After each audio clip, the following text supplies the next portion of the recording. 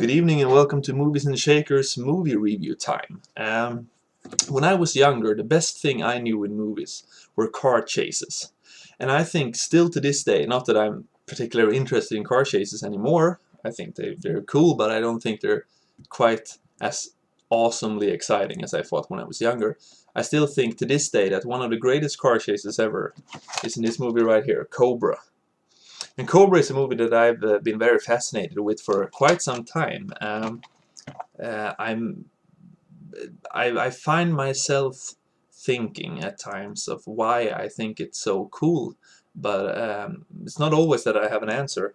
But I will try to give as good of an explanation as possible here.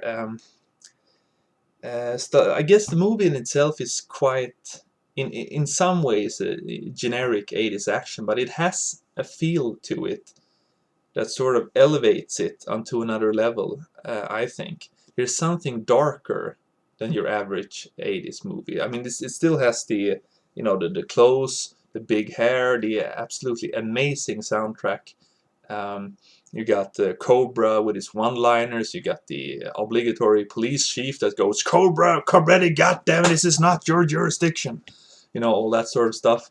The psychotic bad guy who looks, looks like, I don't know what he looks like, sort of with the, yeah, I don't know how to explain him really. I haven't seen him in that many movies. I've seen him in Terminator, the first Terminator. He's one of the punk rockers that try to, or whatever they are, that tries to intimidate Terminator. And he was an alien assassin in some X-Files episodes. And that's pretty much all that I've seen. I mean, he's probably done more stuff, but nothing that I can come up with right now, remember right now. He does he does what he's supposed to do. I don't know if it's impossible to tell if he's a good actor because the few lines that he does deliver are very over the top. Like I guess overacting in a sense, but on the other hand, the movie being what it is, his overacting or whatever you want to call it fits the movie pretty good. So it's definitely nothing that's bothering you when you watch it. Yeah, well, what more can I say? Let's go to the core of the movie. I guess the plot most of you know. There are some bad guys that wants to create a new world order by eliminating weak people. That's what I got from it.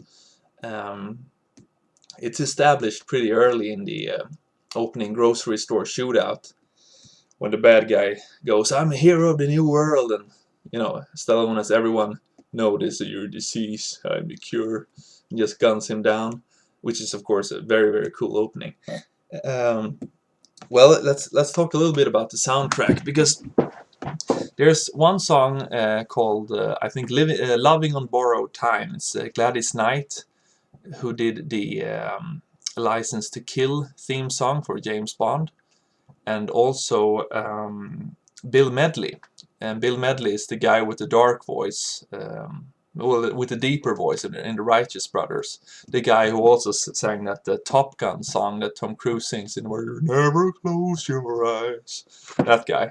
He sings this "Loving on Borrowed Time," which I guess is a typical 80s power ballad. It's a pretty good song actually. But what's more interesting, I think, is that there's, and this is my favorite song on the soundtrack, is a song called "Angel of the City" by Robert Tepper. And Robert Tepper also sang "No Easy Way Out" from Rocky IV, which is my guess. Perhaps my guess is that Sylvester Stallone liked Robert Tepper's work on "No Easy Way Out" and therefore let him be in Cobra as well. "Angel of the City" is, I'd say, almost better than "No Easy Way Out." And "No Easy Way Out" is an amazing song. They could both be found on Robert Tepper's first album, "No Easy Way Out" from 1986. I have this album. It's actually a really good album if you're into like, I guess, melodic 80s pop rock music. It's definitely something worth checking out. It's been out of print for quite some time, but I got this from like I think it's a Dutch reissuing company that reissues old 80s rock CDs. A very good album. But back to the movie. I think the whole conclusion of the movie, which starts it feels like it starts almost midway through the movie, and then the entire second half is just um like the ending, so to speak. It's a long ending. Um, when Cobra goes to that deserted town, I mean, it's not deserted, but it looks deserted because everyone seems to know that there's things are about to go down. There's really not that many people around, and then the sort of like an old Wild West movie. The bad guys comes in on their motorcycles, and there's a pretty big shootout, a cool shootout as well, and then everything just ends in a an old warehouse kind of atmosphere. Not quite sure what it is, but it makes for a very visually good experience, definitely. Uh, the movie is uh, the movie's actually not that violent. I thought I was expecting more violence from the movie. I mean, there are some violent stuff, but it's really not that graphic. There's not that much blood.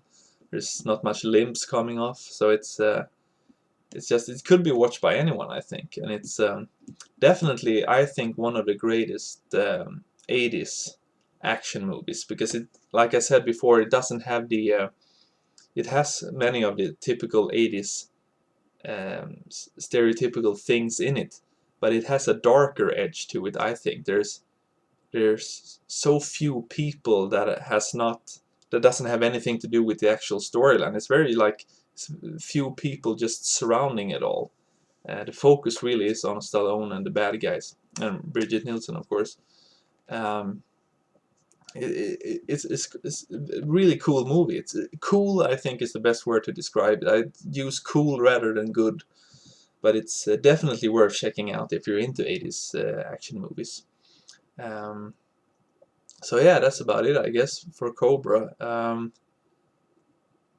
Yeah, so check it out if you have the opportunity. Get it. I mean, Blu-ray, the Blu-ray edition, the picture quality, it isn't fantastic. I can't say it's fantastic. So, and I haven't seen the DVD version, but I can imagine the Blu-ray version being that much better. But since this is one of those Blu-rays that doesn't cost that much, it's been out for quite some time now, I think, on Blu-ray. So if you have the opportunity, get the Blu-ray. I mean, it's obviously a little bit better than the DVD. So it's Cobra is definitely worth checking out if you're into this kind of movies. But it also has gotten pretty like a bad for movie critics.